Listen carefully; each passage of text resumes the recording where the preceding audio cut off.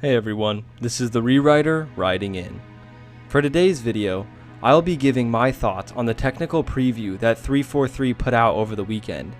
By reading the title, you can tell that I have high regards for the content that I've seen, but I'd still like to go over everything, pointing out the things that I liked and didn't like. I know this type of content is spicy among the Halo community, but I encourage you to watch the entire video before commenting your response. Now typically for my reviews, even though this isn't under the banner of my other reviews, I like to start with the positives and end with the negatives, but because there's so much that I like, I'm actually going to start with the negatives first and transition to the positives.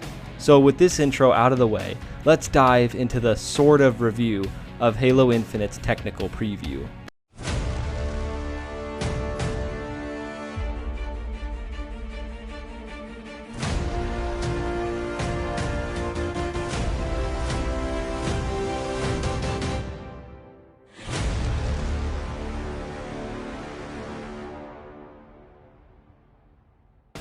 Alright, starting with the negatives, let's kick this off with an obvious point, that being the optimization. Now, before I get any comments saying that 343 said this flight was going to be glitchy, I understand that, but I do want to share how my experience was on PC. When I was finally able to boot up the game after waiting hours for Waypoint to get a hold of itself, my game crashed every other match of Bot Slayer. I probably uninstalled and reinstalled the flight like 30 times trying to get it to work properly. Apparently the fix, at least on my rig, was to switch the download onto the C driver as I was downloading it on my E driver, or my external storage, but I didn't discover this until Sunday afternoon, so it was kind of too late already. Also, one of my buddies got invited into the flight, but every time he booted up the game, it never let him play Bot Slayer. No matter how many times he uninstalled and reinstalled it, he couldn't get in. He could do the weapon drills, but that's not the reason why we were excited to try the flight.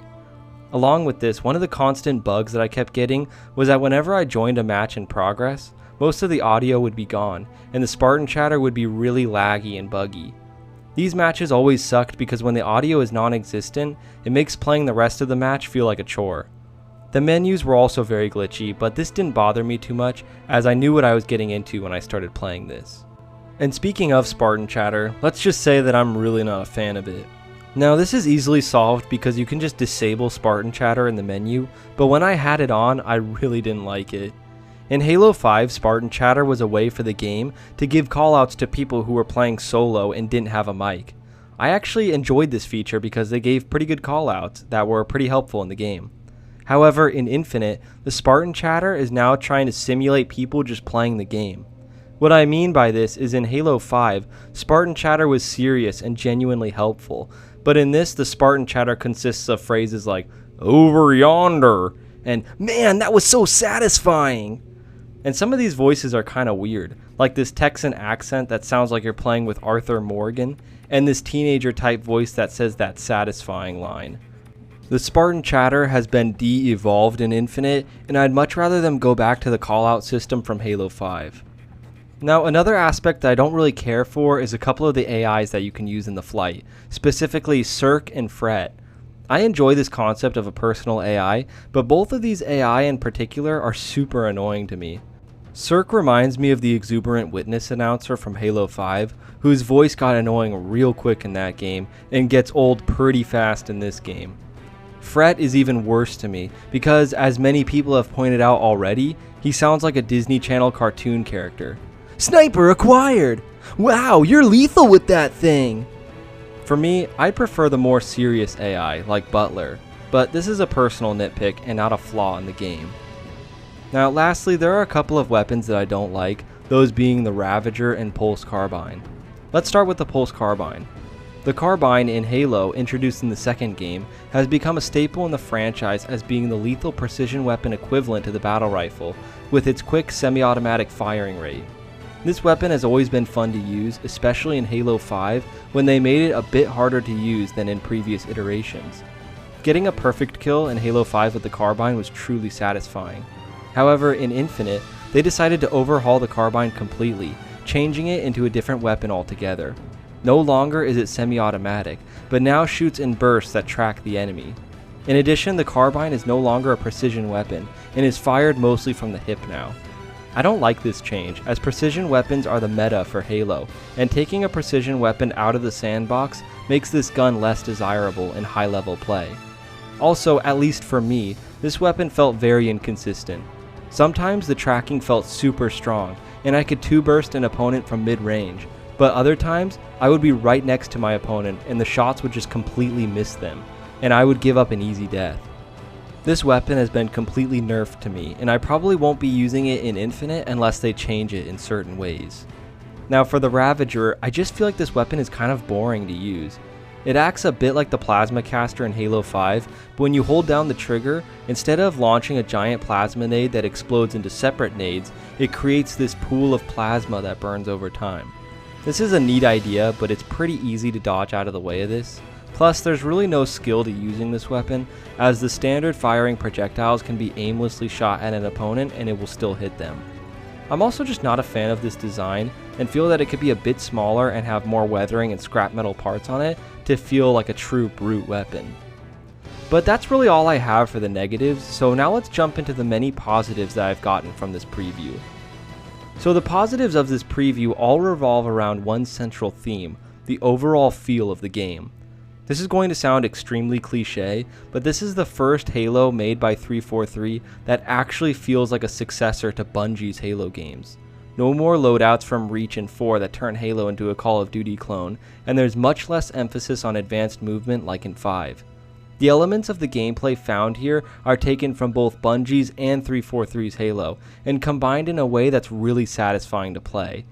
I want to make this particular point next because I want to throw my 2 cents into why I prefer this style of Halo far over Halo 5's style.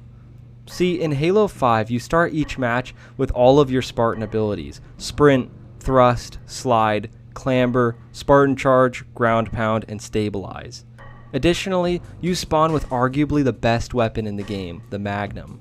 Now yes, obviously the Magnum doesn't compare to weapons like the sniper or the rockets, but it easily outclasses most of the weapons in the sandbox, including the battle rifle. The Magnum in Halo 5 is so strong that I've been able to cross-map people on 4v4 maps with it, essentially showing that it's effective close, medium, and long range. The point that I'm making is that when you spawn in the match already having all of the best equipment, so to speak, there's not much incentive for you to go out and equip new weapons found on the map.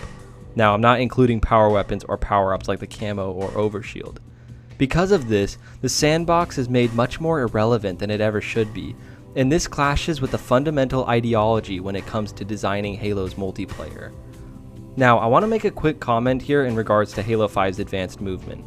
While I don't think that it fits a Halo game because the sandbox on the map should be where you get your abilities from and not spawned with, I don't think that they're inherently bad or implemented in a crappy way. In fact, if Halo 5 weren't branded as a Halo game and instead was a new sci-fi FPS with advanced movement, it would probably be the best game of its category by a long shot. The movement feels so clean, and all of the skill jumps that you can do make the experience really exciting to learn. The gameplay is incredibly smooth and responsive, and in terms of quality, Halo 5 hits that mark and then some. It's just the fact that it's a Halo game that puts it under scrutiny and debate. For Infinite, there are still some advanced movement capabilities, such as sprint, slide, and clamber, but the sprint speed has been drastically reduced, the slide distance has been reduced, and clamber isn't used as often, though it's still here. Personally, I don't mind any of these advanced movement options. I just wasn't a fan of thrust, charge, stabilize, or ground pound, so I'm glad these are gone. I understand that these elements make for a larger skill gap, but it's nice to see that 343 is catering to both casuals and esports players this time around, instead of making the whole game be extremely fine-tuned for competitions. Now back to the main topic at hand. Auto Slayer and Halo 3 is a great example of a classic Halo game getting this sandbox formula right. You start with the assault rifle and Magnum, albeit both of these weapons are pretty bad unless you use the AR to pepper your opponent before beating them down, or do wield your Magnums, but nonetheless you can still get kills with them. However, in this mode, you are highly encouraged to scour the map looking for better weapons and equipment, as they will provide you with a clear advantage over your enemies. This is where the sandbox really shines because players are now able to experiment with many of the weapons and equipment on the map to find their ideal combo. This direction of a heavily driven experience around the sandbox is the direction that Halo Infinite is going in, and I couldn't be happier. I'll even go so far as to say that I feel it's doing a better job of this than even Halo 3. What did you say? Like I mentioned before, the AR and Magnum were both pretty terrible in Halo 3, but in Infinite, they are both well balanced and viable for use throughout the match. However, the sandbox is diverse, and there is plenty of incentive to use other weapons like the Bulldog and the Commando. Also, in Halo 3, once you got the BR, there was basically no competition, but this isn't the case in Infinite, as you can counter the BR with weapons like the Commando or Magnum. The point I'm making is that I never felt like I had to stick with one particular weapon to perform well in a match, and to me, that's a great thing, and shows that this is a strong sandbox. I now want to talk about the weapons that we were able to try out during this flight. I've already talked about the ones I didn't like, so now let's go over all the ones I did like. Let's start with the battle rifle. It feels great to use. The sound design is awesome, the design of it looks incredible, and it went back to having the same TTK as Halo 3's BR did when hitting all headshots. It's reliable, accurate, and most of all fun to use. Next, let's talk about the Commando. This weapon is unique as it takes the place of the DMR, yet it's not semi-automatic. It can be fired like that, but it can also be fired fully automatic. The Commando definitely takes getting used to as it has some kickback to it, but it's very satisfying to get perfect kills with as it's a bit harder to use than the BR. Now the Magnum. This was Halo 5's top tier weapon, so how does it perform in Infinite? It's not the dominant weapon, which is a good thing, yet it still feels good to use and it's accurate. It takes 7 shots for a perfect this time around instead of 5, but it shoots faster than the other Magnum. The assault rifle, like I've mentioned before, feels strong but not too overpowered, and this combo of AR and Magnum is great because you can take the enemy's shields off with the AR and pop them in the head with a quick draw of the Magnum. This combo feels very effective but fair. The Bulldog shotgun is a weapon that I was not too happy to see when we were shown it last year because I didn't like that it took away the original shotgun. However, now that I've played with it, I love it and feel that it works really well in this game. If they add the original shotgun later on, I'll be fine with that, but I really do enjoy using the Bulldog. It's fast, accurate, and exciting to use in gunfights. Next, the Needler, and my oh my, this weapon is powerful. The Needler is kind of a tricky weapon to balance because it ranges in usefulness throughout the Halo games, sometimes being very good like it is here, to being absolutely awful like it was in Halo 2. It's very good in this game, and I can kind of foresee this being annoying to deal with in real multiplayer, but we'll see what they do with it. Also, I love that they brought back the melee animation from CE where he uses the spikes to hit someone. The sniper in this game is much tougher to use than in Halo 5, which I also feel is a good thing, as that sniper was probably the easiest to use in the franchise. There's a skill gap with this weapon, but it feels really good to use when you get the hang of it. There really isn't much to talk about with the rocket launcher as it performs the same way it always has, but I'm glad they brought back the Spanker as the default one. The Heatwave is a much better version of the Scatter Shot, being more predictable in terms of spread and wall bouncing capabilities. In addition to this, the design of it looks amazing, so much better than the Promethean designs that we had in 4 and 5. I would much rather have Promethean weapons be wacky and unique like this in the Sentinel Beam, instead of them trying to just be another version of the Sniper, Rocket, SMG, etc. Finally, the last weapon I want to talk about is the Skewer, and I absolutely love this weapon. It's so aggressive and destructive, with it literally launching a giant skewer that one-hit kills. However, this weapon is pretty tough to use against infantry, as you have to lead your shot and be precise with it. But it's so satisfying to get a cross-map skewer kill. In addition to the great weapon variety, the equipment in this game is done very well, and it feels rewarding to search these out and use them in-game. Out of the equipment that we've seen so far, none of them feel overpowered, and they provide a nice balance between benefiting the particular user and benefiting the whole team. The drop wall provides temporary cover that can allow you to get a couple extra shots into the opponent before they have a chance to attack you back. I like this better than the bubble shield because it's not invincible and doesn't really allow for camping like the bubble shield did. I've heard people say that it desperately needs a buff and damage resistance, but I actually feel that this would make it a bit too overpowered, as it's not supposed to be a fortress, but a temporary place to take a few shots at the enemies. If anything, I suppose they could make the deploy a bit faster, but this doesn't bother me a whole bunch. The threat sensor allows you to deploy it by shooting it at a wall or on the ground, and reveals the location of any player caught in the radius of it. The radius isn't too large, and those players that quickly leave that radius are not pinged by the enemy team anymore. Even though this equipment sounds broken, it really isn't, as your team is only able to get a few seconds worth of data, meaning that this will only help you set up for an attack, not wall hack and spawn kill the enemy team. Finally, and best of all to me, is the Grapple Shot. The plays that you can make with this are incredible, and I feel that this will create a more defined skill gap in the game. You can use it offensively, pulling yourself toward an enemy and slamming them down with the gravity hammer, or defensively, getting yourself out of a pinch by the enemy team. You can also use it to pick up weapons on the map, including power-ups. It's incredibly satisfying to steal an overshield from an enemy player that's just about to grab it. The physics associated with this are so fun to mess around with, and I had a blast being Spider-Man in a Halo game. The power-ups are also done pretty well in this game. Like everyone knows by now, when you pick up a power-up, it slots into your inventory and you can choose when to use it. However, if you die with it and you haven't used it, the enemy team can pick it up and use it for themselves. I think that this is a neat idea so that you can use more strategy to use it at the most opportune time, but there is one problem with this that I saw in the flight.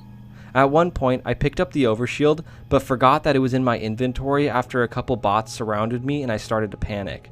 However, later on, the timer for the next overshield popped up on my screen, which reminded me to use my overshield that I already had.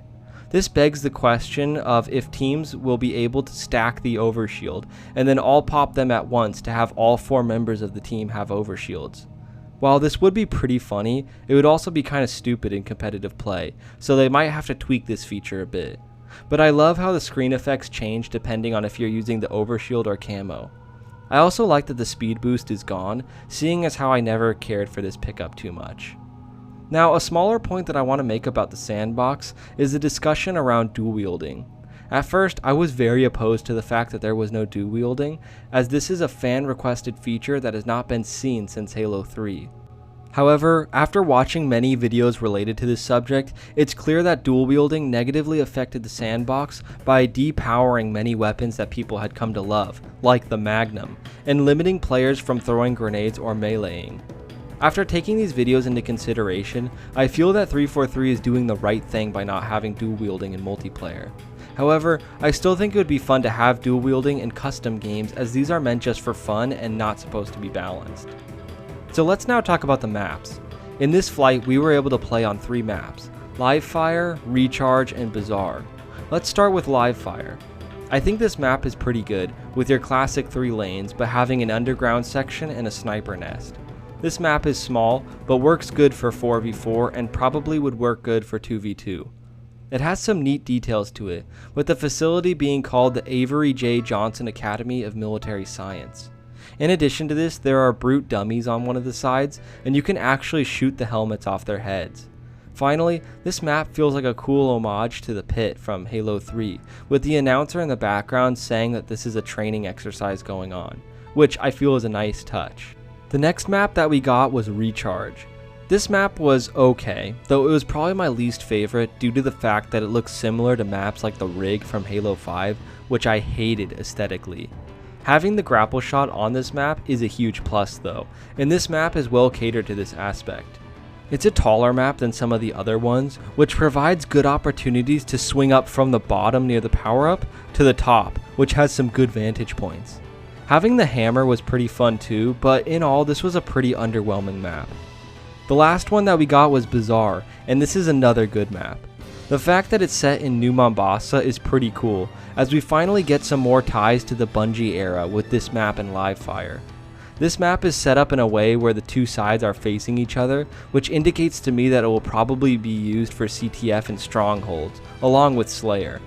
Having the threat sensor was cool on this map, as you can identify where the opponents are coming from out of their side, and the Grapple Shot is just great on every map. I really like the design of this map, as it gives me flashbacks to Turf from Halo 2. In all, the maps were pretty good in this flight, but hopefully we'll get a lot more unique ones when the game officially launches. Let's now get to one of my most anticipated features of Halo Infinite, the Spartan Customization. Ever since Halo 3, I've been in love with the idea of giving your particular Spartan a unique set of armor that suits them. In that game, all of the unique armor variants are earned by doing things in the campaign and multiplayer. Next came Reach, which hit it out of the park with its vast array of armor and armor attachments to choose from, and I love how you can use your credits to buy the exact sets of armor that you want. The armors all looked gritty and realistic, like something future soldiers would actually wear. They were scuffed up, dirty, and looked like they had just been through a war zone. This art style was perfect to see, and I couldn't wait to see how Halo 4 would make this art style look even better.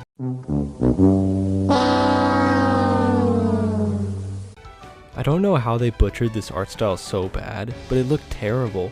So much worse than what we had in Reach. Sure, some armors looked okay, like wet work, but even then, it really didn't match Halo's style at all. Even though there were so many options of different armor pieces to choose from, none of it looked very good, and the graphics for Spartans in multiplayer somehow looked worse than Reach's did 2 years prior. But then they had the chance for redemption in Halo 5 to backtrack on some of the art style decisions. Did they do this? No. Instead, they decided to dial it up to 11, giving us some of the most hideous looking armor I've ever seen. In addition to this, in Halo 5, they limited the amount of customization to only 2 slots, helmet and armor. The fact that this is the 5th mainline game in the franchise, and they're going back on features is just insane to me. But now we get to Infinite, and as we were approaching the reveal of the multiplayer Spartan designs, I was not very hopeful. But when we saw them, I couldn't believe my eyes. Yes! Yes! After years of vomit-inducing armor, we get greatness. The armor looks incredible, finally going back to looking like real future soldiers instead of cartoon characters. It's pretty embarrassing how horrible the designs in 5 look compared to the badassery that's Infinite's armors. All of the armor in this flight looked really cool, with the option to put prosthesis on your arms and legs as well. All of the armor attachments looked awesome, and I can't wait to get as much of the armor as I can when Infinite launches. It's been a long road for us, but we're finally getting good armors. The personal AI is also a cool idea, and the fact that you can change their colors just adds that extra layer of expression that's cool. As you already know, I'm not a fan of all the AI shown in this flight, but Butler and Lumu are pretty good. Another part of this flight that was pretty cool were the weapon drills. These allow the player to learn how to use each of the guns by testing them on bots that will either stand still or will move around a bit to simulate real players. It's helpful to warm up here before playing a real match, and I like the idea of a star system that will show you how well you performed with each of the weapons. This is a fun way to do tutorials, and I'm interested to see what other features the Academy has. Let's now get to something a bit deeper than just the gameplay, and that's the Battle Pass and microtransactions. It was pretty cool of 343 to let us see what the Battle Pass and in-game store will somewhat look like, and I have to say that even though we're talking about microtransactions here, I think they're doing it in a way that is decently consumer friendly, though not 100%. In the Battle Pass, every tier comes with 2 unlocks, a free one for those who didn't purchase the pass, and another one for those who did purchase it. This is a novel idea, as those who didn't pay for the pass still earn rewards for playing the game. Another good part of this is that when you buy a battle pass, you keep that particular one forever. This way, consumers don't get FOMO and can grind at their own pace. Additionally, in the store, you can see exactly what you're purchasing and how much it's going to cost. This is better than loot boxes, though it does still take away from the reward of earning that particular set of armor or weapon skin. You will still be able to earn stuff like the samurai armor that we were shown at E3, which is a great thing. However, if there's a really awesome set of armor in the store that can't be gotten anywhere else, then it's not going to be unique like Hayabusa or Recon were, and is instead going to feel like a bit of a cop-out. On top of this, armor coatings are a bit contentious among the community right now. My take on this is that 343 should have just let us color each part of our armor the way we want to. However, they are owned by Microsoft, and we're probably forced into doing some kind of sleazy microtransaction deal to get them off their back. There really is no way around explaining the armor coatings except for corporate greed, but hopefully we'll be able to at least earn most of them. Hopefully we can earn most of the cosmetics in general, but I'm not holding my breath on that one. In all, this technical preview took away my worries about the multiplayer, and I can safely say that this is the best Halo multiplayer in years, at least to me. While not everything is perfect, I can easily tell that 343 has spent years taking fan criticisms into account when developing this game. The emphasis on the sandbox, the good maps, and the awesome looking Spartans all come together to make this game really exciting. We have to wait and see what campaign, forge, and other multiplayer modes will look and feel like, but for now, the 4v4 Slayer matches are amazing. So those are my thoughts on the Halo Infinite technical preview. Thank you so much for watching. What did you guys think of the video? I know that the Halo community is split in a few different directions, so I'm sure I'll get criticism for my viewpoints, but that's okay. Discussion like this is a good thing, as long as we keep it civil though. Did you get a chance to play the flight? What did you think of the game so far? Are you going to sign up for the next flights? Let me know all of this in the comments below. If you enjoyed this video, consider leaving it a like. If you enjoy content like this and want to see more, then subscribe to the channel. Also, if you're a fan of gaming streams and want to hang out and talk with me, then visit my second channel, Rewriter Gaming, where I play lots of different games and chat with you all. The link for that is in the description below. Thanks again everyone, and this is the Rewriter, writing out.